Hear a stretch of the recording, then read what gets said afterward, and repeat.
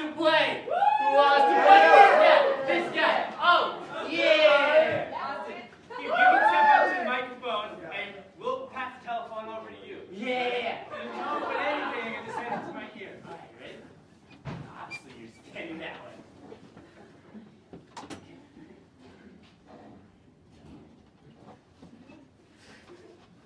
I am dumb. Yeah! We're in third grade!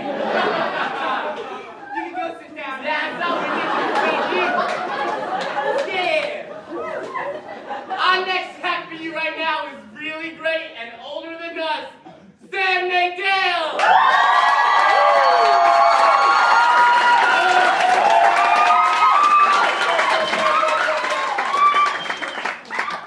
Hi. I'm Nadell, and let's just get started. Let's just get right into it.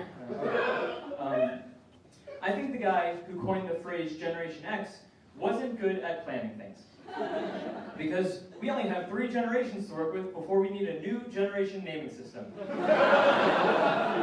could have started anywhere. We could have started with Generation A. We could have started with Generation 1. That would have solved the problem really quickly.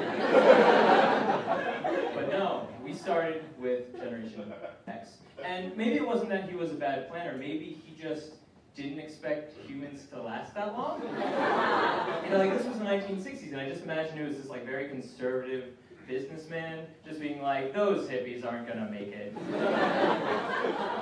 They don't even watch themselves. They can't raise children correctly.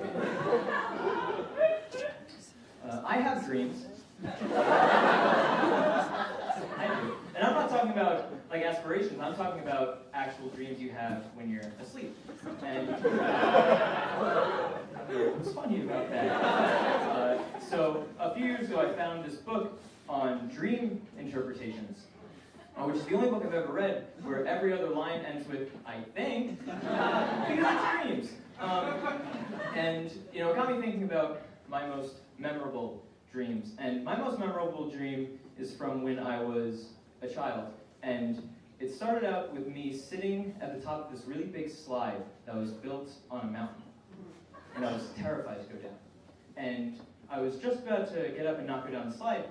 And then this group of Gumby men came out of nowhere and pushed me down the slide. And I was so scared that I woke up. This book had nothing on it. Did not help at all. And so recently I took to the internet to try to find maybe an answer to this. And I found something that said that if you dream about a specific cartoon character, it may be because you're reflecting traits of that cartoon character in your own personal life. Which I guess makes sense, because at that point in my life, I was made of clay and green. And then there was something about how slides represent like instability and loss of control, but I don't think it means anything. So growing up, I had a very safe childhood. I didn't do anything dangerous.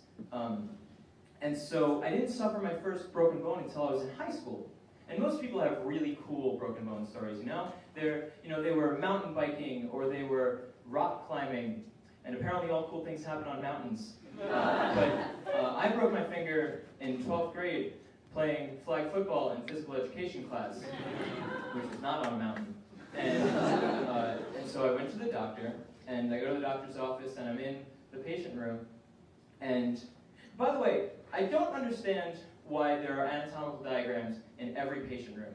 You can go to any doctor's office and any patient room, and there will be a poster of an anatomical diagram. And it's not benefiting me, which means it's for the doctors. And that's a little disconcerting. If I can't use a calculator on my math test, my doctor shouldn't get a cheat sheet while he's fixing me. But anyway, so I go to the doctor, and I broke this finger right here. And, he confirms that I broke my finger. And then he tells me that in order to fully heal my finger, I'm going to need to go to physical therapy. And physical therapy. Some people go to physical therapy to learn how to walk again. I went to physical therapy so I could do this. So I go to physical therapy. this female doctor, and I have to meet with her for 1 hour sessions, like 1 hour session a week for a couple weeks. And I quickly learned that the majority of these sessions involve her just massaging my broken finger and then making small talk. And like small talk is pretty hard to begin with. Like you could see someone at a party every now and then, or you could run into someone in the library here and there, and like, you know, small talk is hard. Small talk can be hard, but imagine those same situations at those parties or at those libraries while they're massaging one of your fingers, and it gets a little weird. So I'll leave you guys with this. If you ever happen to break your finger and you need to go to physical therapy, bring headphones. And if tonight you happen to dream about someone massaging one of your fingers, what it means is that you're thinking of me and I'm flattered. I'm Standup.